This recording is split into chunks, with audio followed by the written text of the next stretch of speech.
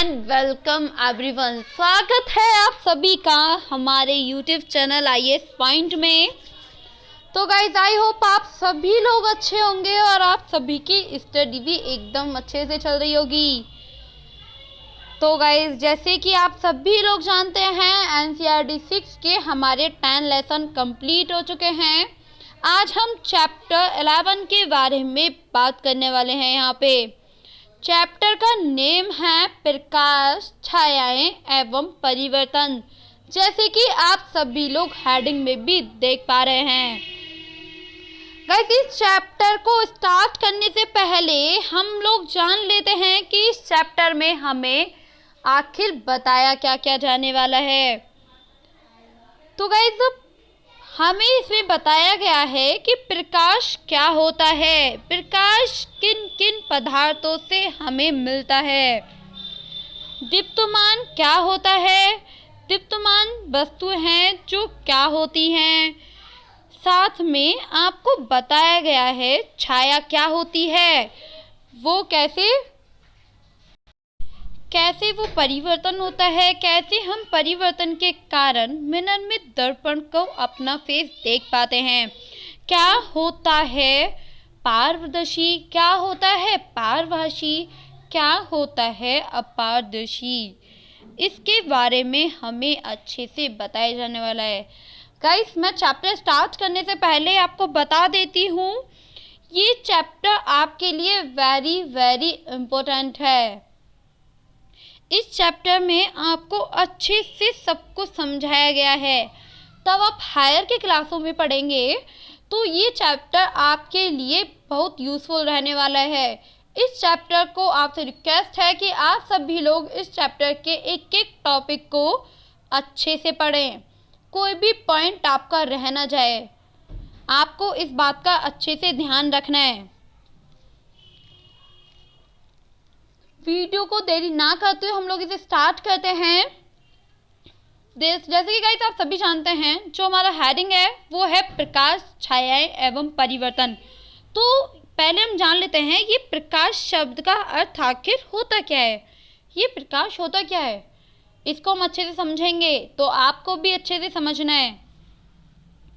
वह चमक, वह उज्जवल सूर्य से या फिर अग्नि से विभिन्न प्रकार के किरणों से आती है, जो विभिन्न वस्तुओं को देखने की अनुमति देती है, उसे हम कहते हैं प्रकाश। क्या कहते हैं गाइस, उसे हम प्रकाश कहते हैं। आपको अच्छे से समझ लेना है। प्रकाश जो होता है वह एक चमक होती है, किरणें होती हैं जिसकी हेल्प से हम विभिन्न प्रकार की वस्तुओं को देख पाते हैं। प्रकाश की जो किरणें होती हैं वो बिल्कुल सीधी रेखा में गमन करती हैं। क्या समझे गाइस, जो प्रकाश की किरणें होती हैं वो बिल्कुल सीधी रेखा में गमन करती हैं। आपको एक एक टॉपिक बहुत ही अच्छे से समझना है। आप लोगों से मेरी रिक्वेस्ट है, आप अपना 10 मिनट 15 मिनट का आप इस वीडियो को दें और आप इसे अच्छे से समझें। मे बी ये आपके लिए चैप्टर बहुत ही ज़्यादा इम्पोर्टेंट है और आप इसको अच्छे से समझें। अब हम देख लेते हैं, हमारा सेकंड पॉइंट है छायाएं। आखिर ये छायाएं होती क्या हैं, इसको हमें अच्छे से समझ लेना है।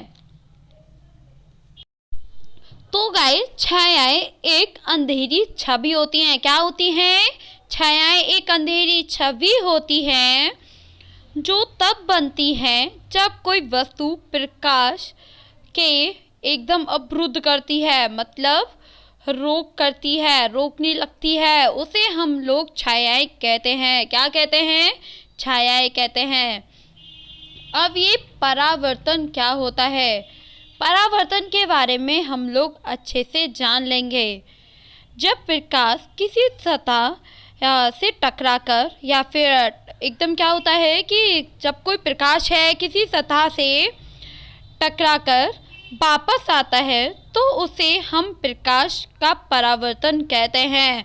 और प्रकाश का परावर्तन के 2 टाइप्स होते हैं, नियमित परावर्तन और अनियमित परावर्तन। इसके बारे में ये होता क्या है मैं आपको आगे बताने वाली हूँ।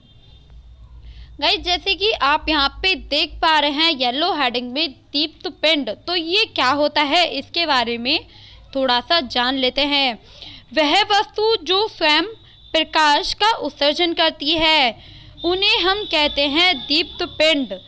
वह वस्तु जो स्वयं प्रकाश का उत्सर्जन करती है उन्हें हम कहते हैं दीप्त पिंड। दीप्त पिंड में अपना एक प्रकाश होता है, उसकी हेल्प से हम विभिन्न प्रकार की वस्तुओं को हम देख पाते हैं। जैसे मैंने कुछ देर पहले आपको प्रकाश की डेफिनेशन के रूप में मैंने आपको बताया कि प्रकाश वह चमक, वह उज्ज्वलता किरणें हैं जिनकी सहायता से हम विभिन्न प्रकार की वस्तुओं को देख पाते हैं। इसमें बहुत उपकरणों के बारे में भी मैंने आपको बताया। विद्युत उपकरण क्या है, जैसे टॉर्च की सहायता से हम अंधेरे कमरे में विभिन्न प्रकार की वस्तुओं को देख सकते हैं, तो वह भी दीप्त पिंड है। ये आपको अच्छे से समझ लेना है।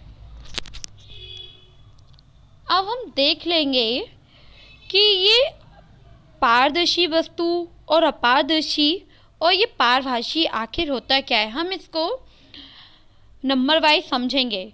पहले देखते हैं हम पारदर्शी वस्तु। तो ये पारदर्शी वस्तु होता क्या है, जिसमें प्रकाश होकर गुजरती है वह पारदर्शी कहलाती है।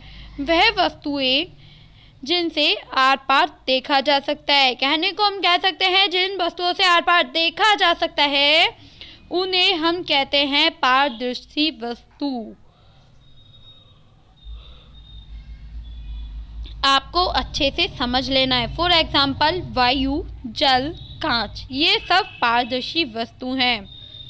अब हम देखेंगे अपारदर्शी वस्तु आखिर होता क्या है, जिसमें होकर प्रकाश नहीं गुजर सकता, वह होती हैं अपारदर्शी वस्तु।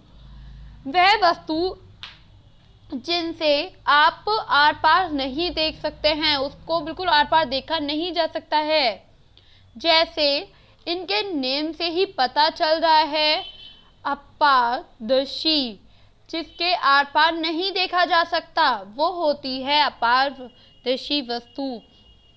फॉर एग्जाम्पल चट्टान, लकड़ी, दीवार, प्लास्टिक। तो गाइस क्या चट्टान क्या एकदम आर पार देखा जा सकता है? बिल्कुल नहीं देखा जा सकता। लकड़ी को आर पार देखा जा सकता है? नहीं देखा जा सकता। दीवार को आर पार देखा जा सकता है? बिल्कुल भी नहीं देखा जा सकता। तो ये क्या हो गया? अपारदर्शी वस्तु हो गया। अब हम देखते हैं पारभासी। ये पारभासी क्या होता है, इसको अच्छे से समझिए।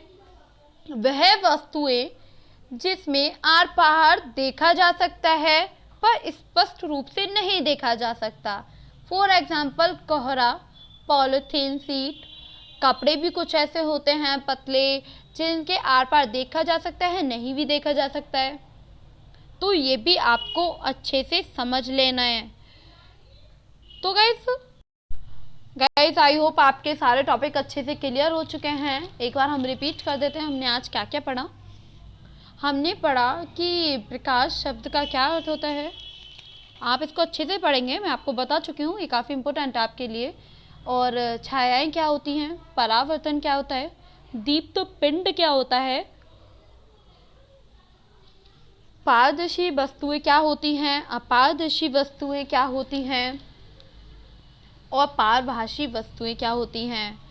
गाइस अगर आपको मेरी वीडियो पसंद आती है तो आप लाइक कीजिए, सब्सक्राइब कीजिए एंड कमेंट बॉक्स में कमेंट कीजिए अच्छी। एंड आप वीडियो को अच्छे से देखें, 1 टाइम्स देखें, 2 टाइम्स देखें, 3 टाइम्स देखें, लेकिन आप जो भी पढ़ रहे हैं आप उसको अच्छे से पढ़ें। आप लोगों से मेरी यही रिक्वेस्ट रहेगी। देखिए गाइस काफ़ी इम्पोर्टेंट ऐसा होता है ना कि हम पहले फर्स्ट में थे, फिर सेकंड में पढ़े, फिर थर्ड में पढ़े, धीरे धीरे फिर अपर लेवल पे पहुँचे। इसी तरीके से तब हमें कोई एग्ज़ाम देना होता है बड़ा, ठीक है, अपर लेवल का तब हम एग्ज़ाम देते हैं, तो उससे पहले हमें छोटी छोटी सीढ़ियों से चढ़ना पड़ता है, तब जाके हम अपर लेवल पे पहुँचते हैं। उसी तरह जैसे कि आप आज 6th क्लास की NCERT पढ़ रहे हैं तो आप उसको अच्छे से पढ़ें, क्योंकि तब आप हायर क्लास की NCERT पढ़ेंगे तो आपको इसी पॉइंट से रिलेटेड आपको डीपली नॉलेज दी जाएगी। नेक्स्ट आप बुक लेंगे 7th क्लास की, 8th क्लास की, तो उसमें आपको ये जो आप पढ़ रहे हैं आज लेसन, वो आपके लिए काफ़ी इम्पोर्टेंट है। ठीक है, तो आप एक एक पॉइंट को बहुत ही अच्छे से समझेंगे, मे बी आप लोग समझते भी हो। और आपको मेरी वीडियो कैसी लगी आप मुझे कमेंट बॉक्स में ज़रूर बताएं। आपको अच्छे से समझ आ रहा है या नहीं आ रहा है, आप मुझे अच्छे से बताएं कमेंट बॉक्स में। एंड गाइज, आज की जो हमारी वीडियो है वो यहीं फिनिश होती है। आप अच्छे से पढ़ें and thank you so much guys. तब तक के लिए bye bye. Thank you so much.